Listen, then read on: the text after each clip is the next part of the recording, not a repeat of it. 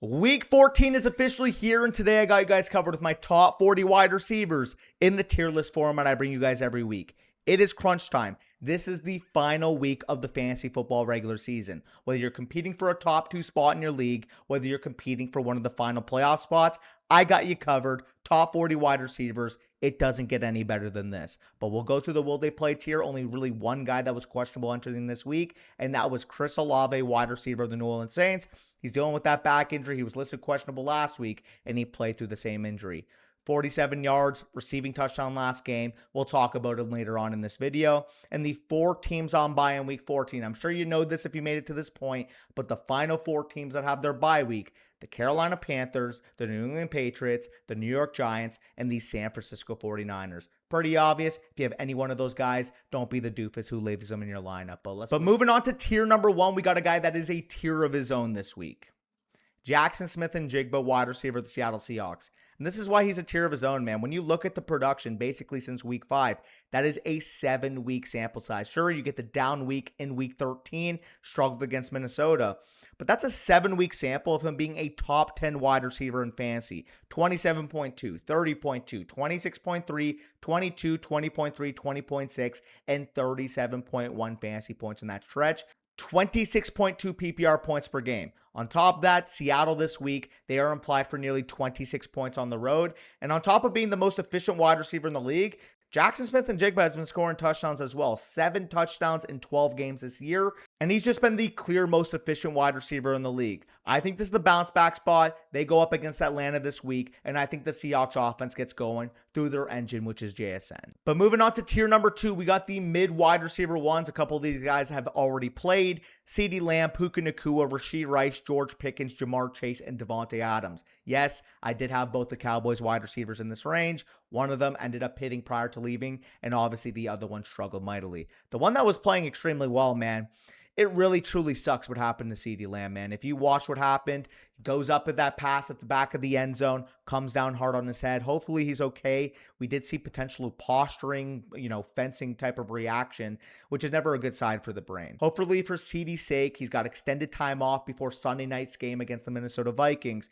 Hopefully he can be healthy again. Hopefully for his sake, we just see him back to full health, because he was absolutely dominating prior to leaving. And just over 2 quarters of action, 18.1 PPR points, 121 receiving yards. But at the same time, the read was there and CeeDee was playing extremely well. Puka Nacua comes here at number 3 overall, going up against the Arizona Cardinals this week. And after a 4-game stretch where he just simply wasn't getting enough routes, we finally saw him get back to his normal route diet. In these last 2 weeks, he's been above 80% of the Rams routes in each of those weeks. And he was a legendary wide receiver prior to the ankle injury. If we look at weeks 1 to 5, this guy was an absolute machine. Like I just mentioned with JSN, Puka Nacua was basically doing the same thing. If we go to weeks 1 to 5, 11 targets, 130 receiving yards, 9 targets, 91 receiving yards, 15, 112, 15, 170, 12 for 85. In that stretch, his worst wide receiver finish was wide receiver 6 overall. Like, we were talking about a legitimate league winner. We do see that get derailed temporarily when he got hurt against Baltimore, but as we see, the snaps are right back to normal. If Puka Nacua can get back to the level of play we saw earlier on, we know Stafford's an MVP candidate. We know what Adams represents on the other side, but Puka Nacua is the number 1 in this offense. Wide receiver 4, we have Rashee Rice of the Kansas City Chiefs, and this is why he ranks so highly. Yes, it's a tough matchup. Houston has been very stingy against wide receivers, but look at these game logs, man. Yeah, he had that one poor week against the Denver Broncos, but every other game he has ranked as a wide receiver 1 in fantasy, and he is the key engine to this Chiefs offense. Like I said, very tough matchup on the other side. Houston, top 4 defense in fantasy points allowed to wide receivers, and they are the number 1 defense in pass defense EPA per play. But even though I acknowledge that it is a tough matchup, Rashee's usage is just so unique, man. He is the primary zone beater on this team. We see a great job from Andy Reid getting him in space, and we know what he's able to do after the catch. I understand it's a bad matchup, but if you're going to give me 33 targets in the last 3 games from Patrick Mahomes, I'm going to be trusting you as a high-end wide receiver 1 each and every week. I think at this point, Rashee Rice, we have to be looking at as matchup proof. improve. Because even in tough matchups, man, we look at, for example, Buffalo, very tough matchup. Christian Benford on the other side, they've been good against wide receivers. He was still able to produce over 18 PPR points in that spot. We got to give him the benefit of the doubt, and he is a top 5 wide receiver regardless of the matchup. Coming in at number 5, we did have George Pickens, and this was just a struggle of a game. Like, if we go through the overall game log, we got the uses that we wanted. Since the bye week, man, 11 targets, 9 targets, 13 targets, 9 targets. And as we know, we saw what the ceiling looked like, especially against the Vegas Raiders and the Philadelphia Eagles. This is just a bad game, man. I don't know what it was. The effort at times was kind of lacking. George Pickens didn't really look engaged in this game, but we saw that there was meat left on the bone. Dak Prescott, he was shredding that pass defense. Ryan Flournoy, in the wake of CeeDee Lamb leaving the game, had over 100 yards, had over a receiving touchdown. Very unfortunate that George Pickens doesn't get there, but I don't think anything changes about his projection moving forward, and he's a clear top 8 option each and every week. And a guy that would normally be higher than this is Jamar Chase. Like, if you look at the usage, man, this guy is an absolute target alpha. I mean, 23 targets in a game, 19 targets, 14 targets, 12 targets, 16 targets. Like, when he is on the field, he is getting hyper targeted in this offense, and he has 131 targets in 11 games played. The issue with Chase this week is that Buffalo, tough matchup. Again, I don't really factor that in more so with Chase, but the main elephant in the room is the potential weather implications. 87% chance of snow in this game. We'll see what the wind chills look like. If it's sounding like, oh, it's going to be light snowfall with no wind chills, I'll probably move Jamar Chase up to, wide receiver 2, wide receiver 3. But at the same time, accounting for potential weather concerns, I do have to knock him a little bit. I still think he gets enough volume to be able to pay off. And as we know, he's one of the best yak players in the entire NFL. And coming in at wide receiver 7, I mean, welcome Davante Adams. Just look at this game log, dude. All he does is score touchdowns. Man, we look at this stretch, 3 touchdowns, 2 touchdowns, 1 touchdown, 1 touchdown, 2 touchdowns, 2 touchdowns. In his last 6 games, he has scored 11 touchdowns. He has 14 touchdowns in 12 games played this year. He's currently pacing for 20 receiving touchdowns. For reference, that would rank 3rd all time in a single season. If you project, like I said, the last 6 games, he has 11 touchdowns. He would be breaking Randy Moss's record from 2007.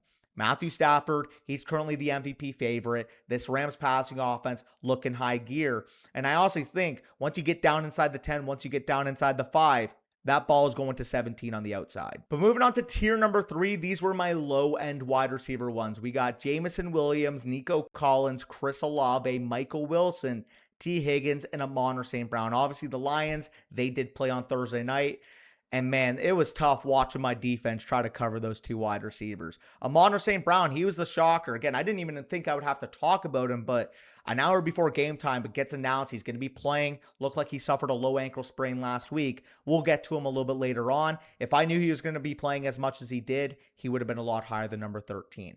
But his teammate, I ranked higher straight up. Jameson Williams, even despite knowing the context that Amon-Ra St. Brown played the full game, Jameson Williams has been at another level recently, man. 7 catches, 96 receiving yards, 9 receiving targets in this game, and we could not cover this guy on an in-breaker. I think moving forward, yeah, sure, he beat up on a bad Cowboys secondary. There's going to be tougher matchups for the Lions moving forward, but this Lions passing offense is no joke, and Jameson Williams has come into his own without Sam Laporta on the field. Next up is Nico Collins, wide receiver of the Houston Texans, going on the road to play the Kansas City Chiefs, and just look at this overall volume he's been commanding since week 9. Since week 9, 49 targets in 5 games, and he has 3 20-plus point performances. He's been an absolute stud, and we know where the talent level is at with Nico Collins. Overall in that stretch, 18.3 points per game, and he has been top 5 in the NFL in terms of receiving yards per game. And the biggest proponent to the increase in production for Nico Collins has been the increase in overall passing volume for the Houston Texans. For reference, Nico Collins prior to the Houston bye week was averaging 28.6 routes per game. Since the Houston bye week, he is averaging 35.8 routes run. KC, like I said, challenging matchup, but Nico's a stud, and I expect him to deliver if CJ Stroud is going to be playing this well. Wide receiver 10, we got Chris Olave of the New Orleans Saints, and he scored 15 points per game on the year, and he's just been the model of consistency. Like, sure, you have a couple down weeks mixed in here, but when we're looking at the overall PPR points per game, the guy is steadily in the double-digit range, and we have seen the spike weeks mixed in. A wide receiver 5 week, a wide receiver 6 week, and the wide receiver 17 against Atlanta a couple weeks ago. On top of that, we have seen the passing volume for the Saints go up dramatically. Tyler Shuck in these last 2 games has 81 passing attempts, and as we know with Chris Olave, he averages 9.5 targets per game this year, and this projects to be the fastest paced game of the week. On top of that, Tampa Bay, big time pass funnel. And with Alvin Kamara out yet again, I expect New Orleans to lean upon this passing game. Next up, Michael Wilson, wide receiver of the Arizona Cardinals. Look no further to why he deserves a spot up here, man, because when we saw him operating without Marvin Harrison Jr., you could even argue that wide receiver 11 is too low, man. He was the wide receiver 1 and wide receiver 9 in those 2 weeks. And this is just absolutely absurd volume. 33 targets, 25 receptions, over 300 receiving yards in those 2 games. Michael Wilson looked like he was breaking out. And on top of that, we know that this offense wants to throw the football. With Jacoby Brissett, there's always a threat they throw the ball, 45, 50 times. And while I do acknowledge that Trey McBride's going to be getting his, Michael Wilson has shown as a target alpha on this team as well. It's very concentrated. Those two command a lot of the work. And like I said, until he shows me a sample of him not producing without Marvin Harrison Jr., I have to give him the respect of being a top 12 to 15 option each and every week. This week, no joke, it's definitely a tough matchup against the Rams, but we do have a potential game script for an elite amount of volume. Next up at 12, we got T. Higgins of the Cincinnati Bengals. Obviously missed last week's game with a concussion, but as we saw prior to that, man, he was really coming into his own. 3 weeks of being a top 15 wide receiver. We saw the spike week against Chicago with 33.1. And while the weather could be a concern and Buffalo is a stingy matchup on the outside, I'm going to trust this offense if we can expect 40-plus pass attempts from Joe Burrow. Joe Burrow, first game back last week, 46 passing attempts. And as we know, Cincinnati will need to throw the football because they haven't been getting too many stops on the other end. And then finally at 13, Amon St. Brown. Like I said, I just didn't expect him to play at this capacity. Like I had to give him some respect because, of course, he's a Monra. Even if he plays 70% of the routes, he should be able to get there. But he looked like a complete stud, man. It didn't look like the ankle injury was bothering him. He played at full capacity. He had 6 catches, 92 receiving yards against the Dallas Cowboys. What a tough guy, man. You suffer an ankle sprain and you return the next Thursday, 7-day recovery time. Like an ankle sprain usually keeps people out 1, maybe even multiple games, but Amon knows Lions season on the line. He needed to play and they got a much needed win against my Dallas Cowboys. In fact, I had to watch it happen live. But moving on to the high-end wide receiver 2s, we got A.J. Brown, Justin Jefferson, Emeka Egbuka, Jalen Waddle, Terry McLaurin, and Devontae Smith of the Philadelphia Eagles. We'll start off with the first Eagle with A.J. Brown. And you could even argue this is too low, man. He has been completely awesome in these last 3 games. 24 PPR points per game in those last 3. And although it's a small sample, we know that when he is at his best, he's one of the premier NFL wide receivers. And he looks like he's at his best right now. Jalen Hurts clearly trusts him, and he has been the engine of this Eagles passing attack. Again, I'll talk about Devontae Smith in a second. I don't think we can completely rule him out. But at this point, given these last 3 games, I think we have to recrown A.J. Brown as the clear one on this team. They're probably going to pedal weeks. It's probably not going to be like this every single week this year,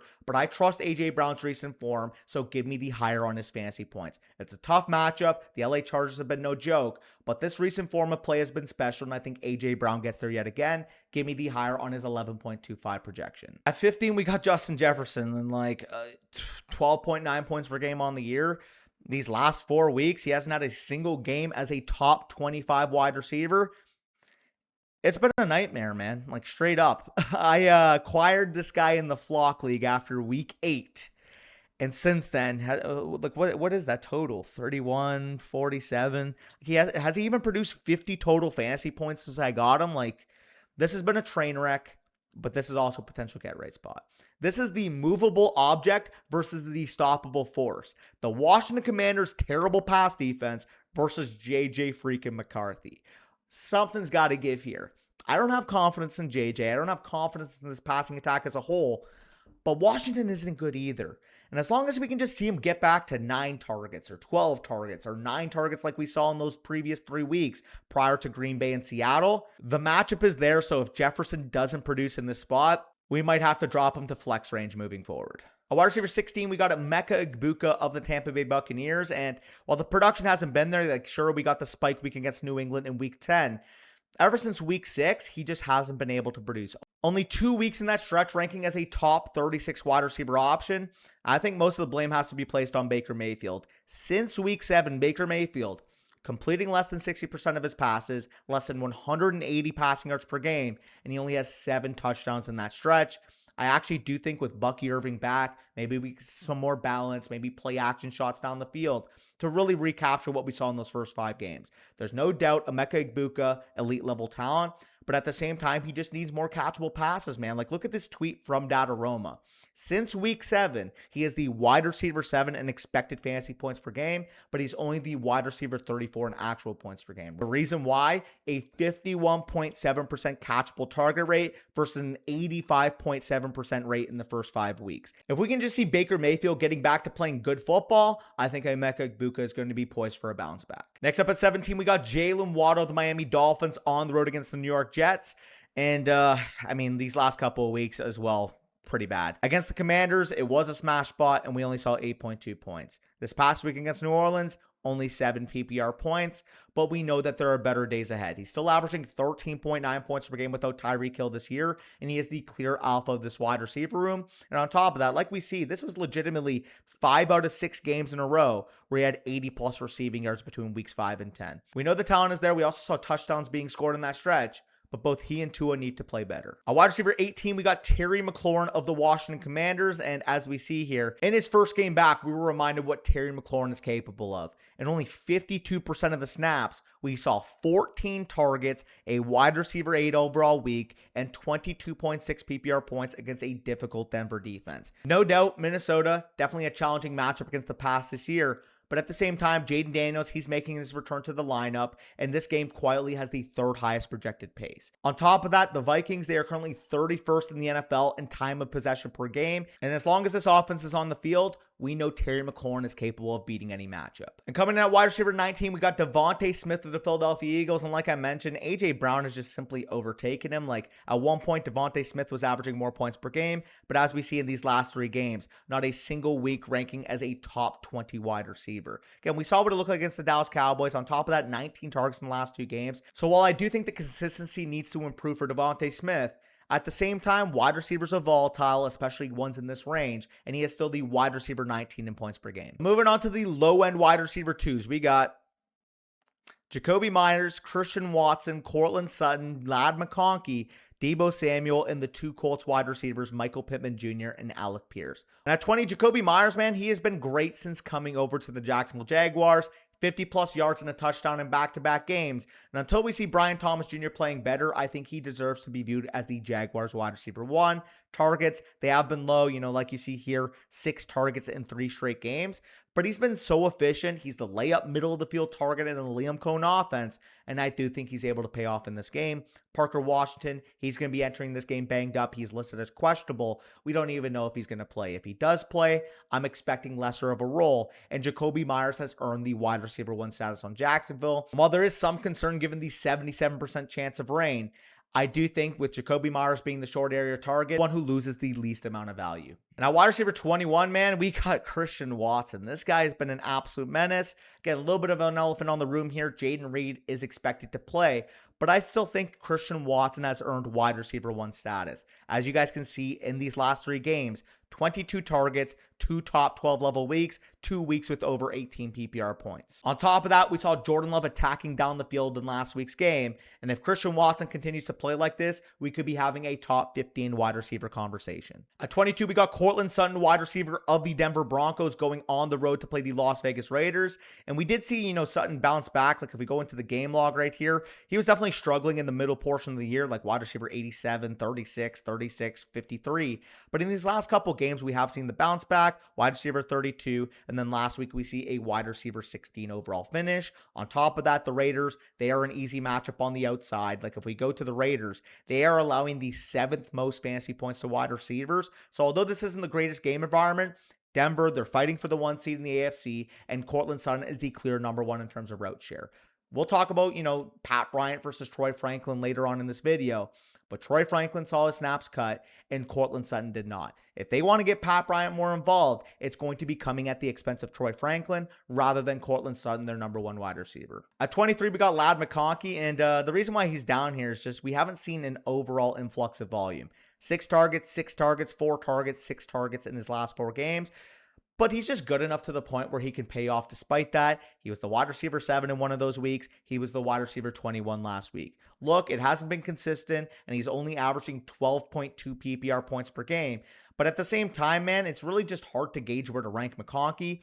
On a talent level, as an unquestioned number 1 for this offense, I do think he should be ranked higher. But when you also factor that Justin Herbert had surgery on his left hand this week, and this is a very challenging matchup against Philadelphia, it's really tough, man. We're going to need to see a return with the volume. I'm willing to give him the benefit of the doubt. But at the same time, 6 targets is not going to cut it against this defense. A wide receiver 24, we got Deebo Samuel of the Washington Commanders. He's going on the road to play the Minnesota Vikings this week. And as we see in these last couple of games, 8 targets, 7 targets, over 60 plus receiving yards in each game. And he has scored over 31 PPR points. Look, it hasn't been the cleanest season for Deebo Samuel. He's battled injuries. He's battled inconsistent quarterback play. But at the same time, Jaden Daniels is back this week, and he is averaging 15.7 points per game on the year when Jaden Daniels starts. The elephant in the room, I do have Terry McLaurin ranked higher. I do think Terry McLaurin at this level is a better wide receiver than Deebo Samuel. But at the same time, it's clear that Jaden Daniels trusts him across the middle of the field. And even though it's a tough matchup, I think both are due for a big game. And then the next 2 wide receivers, I really just can't separate because, Michael Pittman Jr. and Alec Pierce, they've been yin and yang. They've been the exact same type of wide receiver in fantasy. 12.7 points per game since week 6 for Michael Pittman and 12.5 points per game since week 6 for Alec Pierce. They've gotten there in different ways. Michael Pittman more of the short area, volume sponge, contributing in terms of the touchdowns. And as we know with Alec Pierce, he is able to stretch the field. Michael Pittman Jr., 0.4 touchdowns per game. Alec Pierce, 74 receiving yards per game. They complement each other well, and even though there is a potential for rain, like I said, a 77% chance of rain in this game, we know the Colts offense is good. We also know that the Jacksonville Jaguars defense is one of the biggest pass funnels in the league. According to Hayden Winks, in the last 3 games, they are the 3rd heaviest pass funnel in the entire league. The only 2 worst, the Dallas Cowboys and the Tampa Bay Buccaneers. But moving on to the wide receiver 3s, we got Adonai Mitchell, Chris Godwin, Zay Flowers, Brian Thomas Jr., Luther Burden, and Jaden Higgins of the Houston Texans. We'll start off the top. Adonai Mitchell of the New York Jets. And man, he's a tough one to gauge because I want to believe in the week 13 breakout. 24.2 points, top 5 wide receiver on the week. The last 3 games, this guy has been an absolute target magnet for this Jets offense. He is the alpha here. John Mechie, he's been contributing well. I do think he's a good compliment. But at the same time, it's clear that A.D. Mitchell is the most talented wide receiver on this team. And there is still risk. Don't get me wrong. He flashed upside before as a Colt. But at the same time, we've never questioned the talent level. And if last week's breakout is true, we could be talking about a legit top 15 wide receiver with Garrett Wilson of the lineup. So he's polarizing. High-end wide receiver 3 this week. Would not be shocked if he's one of the bigger risers or fallers on this list. A wide receiver 28, we got Chris Godwin, the Tampa Bay Buccaneers. And as we see here, we finally saw him look good when he's been on the field. Like, for example, we had this game, he had 10 targets. Didn't really look good. This past week, 69% of the snaps, 5 targets, and on those 5 targets, 3 catches for 78 receiving yards. That's what we needed to see from Godwin. He practiced in full on Thursday and Friday. It does sound like he's the healthiest he's been all year. And as we know, when he is at full health, he's one of the premier wide receivers in the NFL. We know what the upside is. Maybe he's exactly what Baker Mayfield needed to start playing well. And this is a get-right spot against New Orleans Saints. I'm not going to go overboard. I'm not going to rank him as a top 24 guy, but I would not be shocked if he ranked there for playoff round 1. At 29, Zay Flowers, and he is the toughest one to gauge on this list because there was a bad game against the Bengals. He fumbles. It was a complete mess of a situation, but I do think this is a get-right spot against the Steelers. Let's get the elephant out of the room. We do need Lamar Jackson to play better, but I think that's more of a sooner rather than later situation, and Flowers is still the number 1 wide receiver on this team. If Lamar continues to struggle, we're going to have to reevaluate, but for now, I'm willing to rank him as a fringe top 30 option at wide receiver. Wide receiver 30, we got Brian Thomas Jr. of the Jacksonville Jaguars, and he's another wide receiver who struggled. If we go at the overall game logs, it just hasn't been a pretty season for BTJ. You got 3 weeks ranking as a top 32 wide receiver. The rest of them not even ranking inside the top 35. It's been tough. If you drafted BTJ on the 1-2 turn, you're probably not placing too well in your fantasy league. But at the same time, we know what the talent level is. And while I do admit that Jacoby Myers is the more consistent lineup option right now, At the same time, man, we know what Brian Thomas Jr.'s talent level is. Need I say more? I mean, if we go to 2024 here, the way he ended the season, 13.6, 18.7, 16.6, 32.5, 28.2, 23.9, 17.3. Look, I'm not saying he's going to produce that for the rest of the season, but we know the talent is there, and we know the opportunity is there if he is playing to that talent level. It's a risk. I understand that. He hasn't looked like that same guy all year. In this range of wide receiver rankings, it's time to drop sack, and it's time to trust the most talented guys in this range. Speaking of talent and upside, man, that's where you got to go when it comes to Luther Burden, because I'd rank him a lot higher in an easier matchup. Like I mentioned, the biggest pass funnels in the NFL. Well, if you looked at that graph, you would have noticed that the Packers have been the single biggest run funnel on defense in the last 3 weeks. Teams don't want to throw the football in that secondary. They would rather run at that front. And with Luther Burden, man, this is trusting the talent. In the limited playing time he's had, he's commanding a 23% targets per route run rate. And with Rome Odunze listed as out for this game, we could see the route rate jump up to 80+%. 85+% of the routes. If we do see that, I think Luther Burden's talented enough to have a true breakout. And likewise with Jaden Higgins, like we've seen the flashes each of the last couple of weeks. Like this is what, 4 out of 6 weeks where he's ranked as a top 30 wide receiver, 5 out of 6 weeks where he's ranked as a top 36 wide receiver. And it's been relatively consistent targets. Outside of this game against Denver, 8 targets, 7 targets, 7 targets, 9 targets, and 5 targets. And he has 3 touchdowns in that stretch. It almost kind of reminds me how Michael Pittman kind of operates in that Colts offense. He's a good, steady presence across the middle of the field. Obviously, he's been contributing in terms of his frame in the red zone, and I do think he is a natural complement to what Nico brings on the other side. With the Texans throwing the football a ton more, I think Higgins establishes himself as a wide receiver 3 moving forward. And I'll be brief on this last tier, guys. Like if we click down the flexes, Khalil Shakir, wide receiver of the Buffalo Bills, it's been up and down. And on top of that, like I mentioned, potential matchup implications with the weather with that Buffalo versus Cincinnati game, an 87% chance of snow. When it's good, you get 8 catches for 110 against the Houston Texans a couple weeks ago. When it's bad, man, I mean, what is that? 2 combined receiving yards in those 2 other games in the last 3. We know, like I said, when it's good, 12.8, 11.3, 20.8, 17. Like we know he is the key function in the slot for this Bills offense. My issue, though, is do we see a ton of the ground game? Do we see a ton of, Josh Allen hero ball? Dalton Kincaid, he's questionable. Does he return for this game? Like there's a lot of question marks right now when it comes to Shakir. But at the end of the day, I still view him as a flex. And we move on to the next option here with Darnell Mooney. Obviously, another elephant in the room. Drake London not going to be playing in this game. With Darnell Mooney, we've seen, the flash, 3 catches, 74 yards, a touchdown a couple weeks ago. And we see what the floor looks like in terms of production. 5 targets, 96% of the snaps, but he only contributes 4.5 points. Look, you're going to have to make a ballsy call here at some point. You got to trust the process. If he's playing 90+% of the snaps, if he's going to be the number 1 target for Kirk Cousins this week, even despite a bad matchup, if you are really desperate, he is a clear flexible option. But moving on to the wide receiver 35, we got DK Metcalf of the Pittsburgh Steelers going on the road to play the Baltimore Ravens, and he's just straight up been struggling. I've called this guy a glorified tight end before based off his dependency on touchdowns, and as we see, when the touchdowns haven't been coming, the production hasn't either.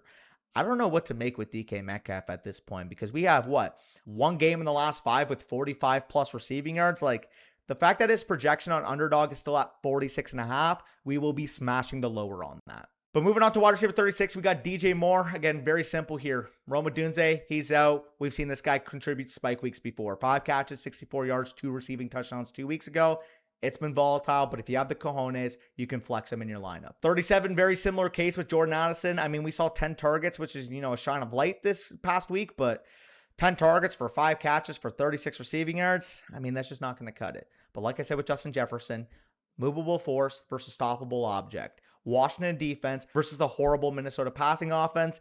This could very well be the week that Jordan Addison bounces back. 38, Xavier Worthy. Tough matchup against Houston, but he's played a lot better in these last couple of games, and he's due for a big-time touchdown. He only has 1 touchdown on the season, but as we know, he operates down the field, and hopefully he's able to connect on one. At this range of wide receiver, you're hoping for a big play touchdown, and as we know, 4.2 speed operating with Mahomes, even if he hasn't been getting there, there's still the opportunity he can. 39, Romeo Doubs of the Green Bay Packers, and I'm hedging my bet a little bit here because I would rank this guy a lot higher. But at the same time, Jaden Reed is announced as playing in this game. I just want to see what the usage looks like. I do think Romeo Doubs is the full-time X wide receiver on this team. But we also have seen his targets diminish. Like in 3 of his last 4 games, he has been at 4 or less targets. But if Jaden Reed is back in commanding volume, I do see a tough time for Romeo Doubs to be able to pay off. And then finally at 40 here, we got Pat Bryant. Increased usage as of late, 6 targets and 7 targets in these last couple of games, and he has gone higher than 3 receptions in each of them. His 2.5 catch projection over on Underdog, I will be taking the higher on. Season high of snaps, 67% last week, and he is straight up playing over Troy Franklin at this point. But either way, if you guys enjoyed, make sure you leave a like down below, comment your biggest start decision. I'll try to get to as many as possible. And of course, if you're new, hit the subscribe button. We are on the road to 100,000. I appreciate you guys for that continued support. Like I mentioned, the pick'em entry for this week's games. DK Metcalf, lower than 46.5 receiving yards. Pat Bryant, higher than 2.5 receptions. Luther Burden, higher than 39.5 receiving yards. And A.J. Brown, higher than 11.25 fantasy points. You put that into a slip, you make it a flex, and you can win up to 9.4x your entry over on Underdog. Taylor fade my picks today, promo code FSC. The links are in my bio. But with that being said, peace out. We'll talk to you soon.